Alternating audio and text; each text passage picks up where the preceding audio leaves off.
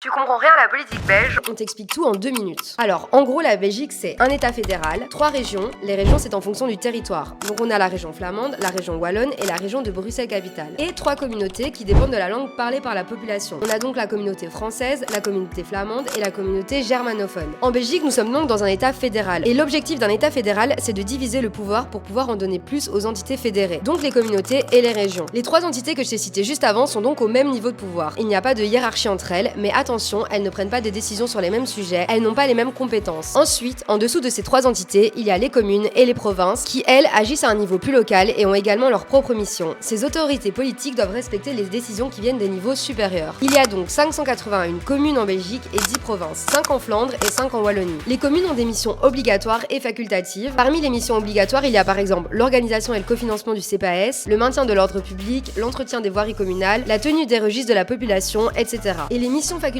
vont par exemple être la promotion d'activités culturelles, le tourisme ou l'enseignement de niveau autre que le primaire. Les provinces, elles, sont compétentes dans de nombreux domaines tels que l'enseignement, la médecine préventive, la politique sociale, les infrastructures sociales et culturelles, l'environnement, l'économie, le transport, le logement, les travaux publics, etc. Les provinces et les communes sont donc des institutions autonomes mais sous tutelle. Ça veut dire qu'elles exercent leurs compétences tout en étant soumises au contrôle des autorités supérieures. Et je t'explique très bientôt comment s'organisent ces élections et en attendant, si tu as d'autres questions ou que tu veux plus d'infos, on se retrouve sur bruxelles.j.be.